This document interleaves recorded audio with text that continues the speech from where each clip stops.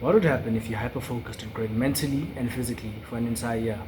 Could you realistically hope to achieve all your goals in just 1 year? This is when you come to find out. This is the origin.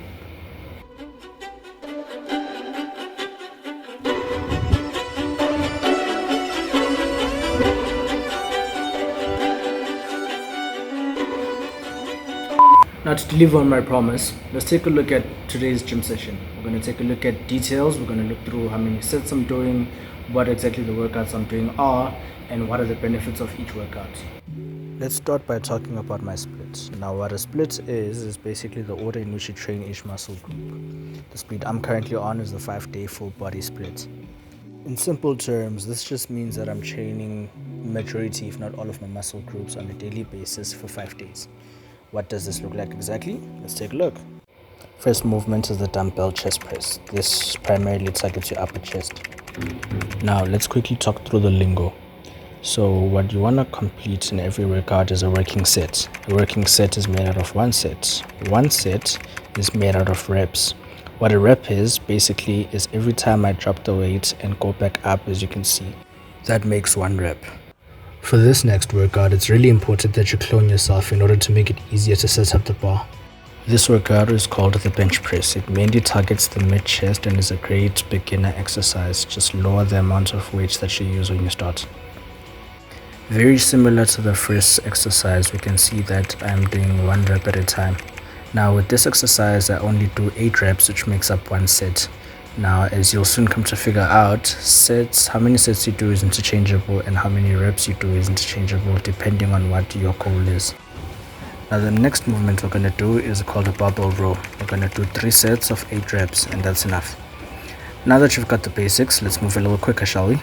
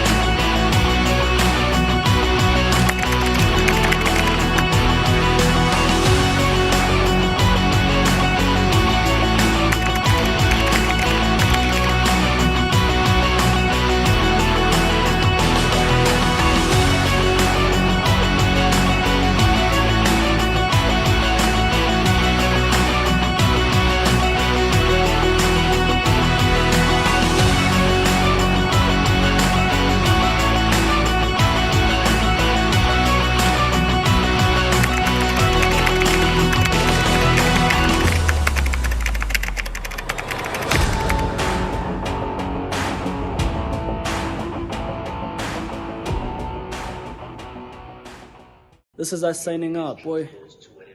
Yeah, man, that's it for today. And remember, today can be your day one.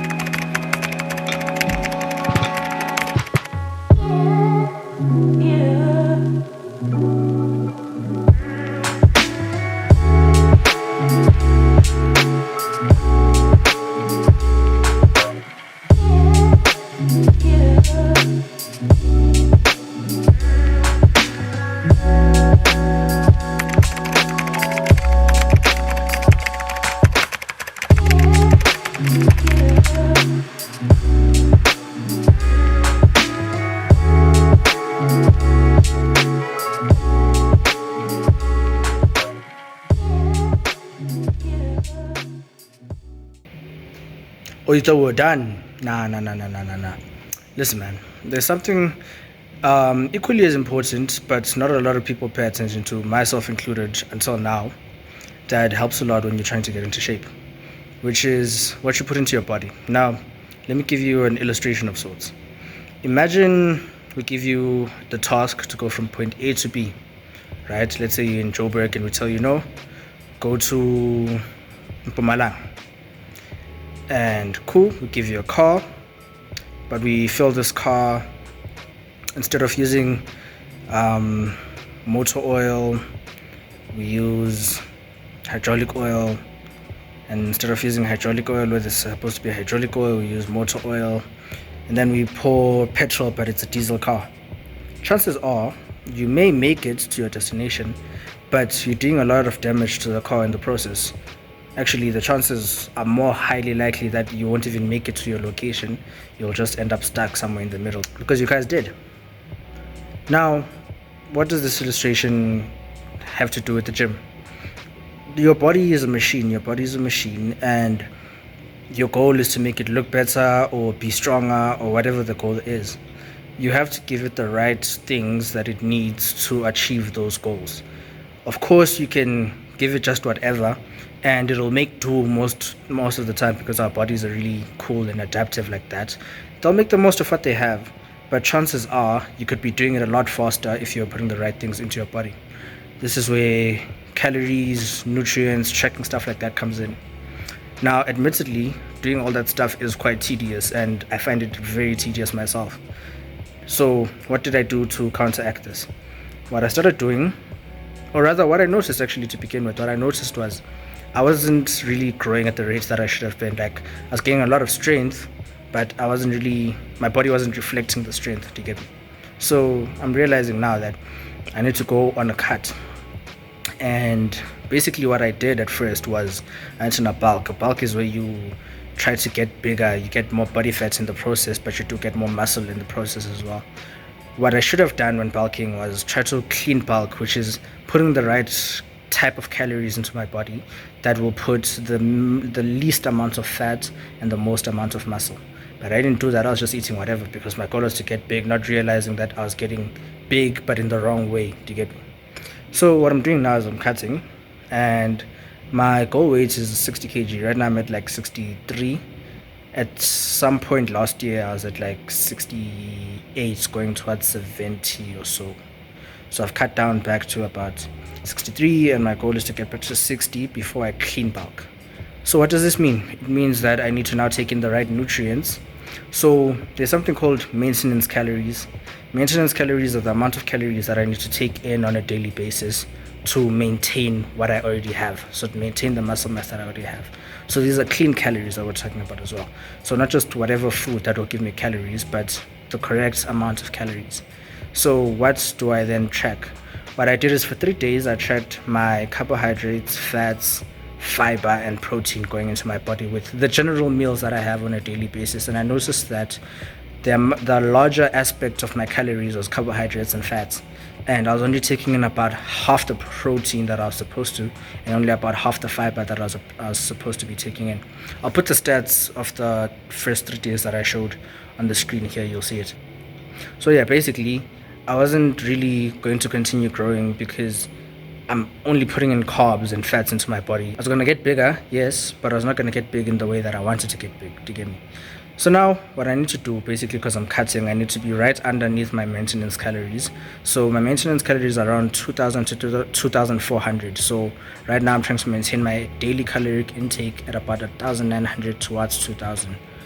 And in doing so, I need about 140 grams of fat. I'll put the stats on the table, on the screen, because I don't know the exact stats myself. But yeah, I need about 140 grams of protein daily, and I need a similar amount of carbs. I think maybe 120 not carbs, 120 fiber, and then there's carbs, there's fats. So there are such a thing as healthy fats that I need to be taking in as well. And So what I did, once I figured out the base metrics of what I was putting into my body, now comes the adjusting part. Adjusting is basically, okay, these are the foods I eat, so these are the type of nutrients that they're giving me. How can I adjust the way I eat these foods to be better for me in the long run? So, for example, I eat a lot of eggs, but what I'll do is I'd eat a lot of egg. I'd eat maybe 2 eggs with 4 to 6 slices of white bread. Judge. I'll fight you if you judge me. But yeah, and what happens with that is the white bread has a lot of carbs, has a lot of, well, not a lot of fat, but it adds up in 6 slices. Do you get it? So it doesn't necessarily mean I should stop eating bread, but if I take it down to 6 slices and bring my eggs up to 3 eggs, that's now balanced because I'm getting a lot of protein from the eggs and I'm still getting the carbs from the bread, but not as much of the fat. Do you get me? Now I'm balancing how I eat. Okay, what am I missing in my diet? I'm missing a lot of fiber. How do I get fiber? Oats, wheat bix, that has a lot of fiber. So eating breakfast every day, which is something that I didn't do before, is now something I'm doing, and that's helping me because people think that when you're trying to slim down or when you're trying to cut, you need to stop eating entirely. But no, you just need to be eating the right things.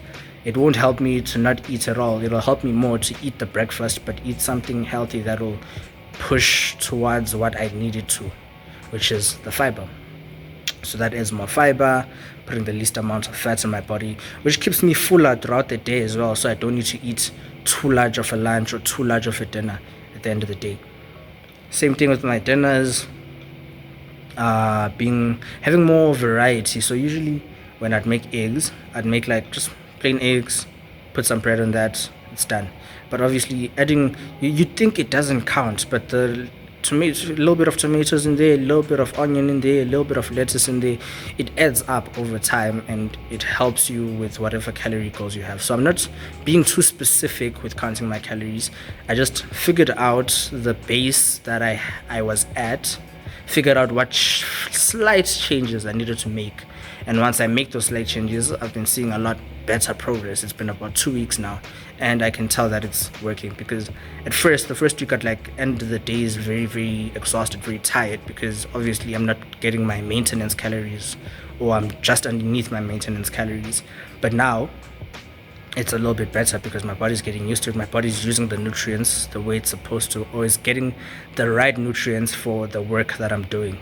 So yeah, it's really important to take into consideration the type of things you put into your body, the type of things you eat. You don't need to be specific with it. You don't need to get into the nitty-gritty, but eat healthy. That's the suggestion that I'm going to give you guys. But yeah, remember, this could be your day one.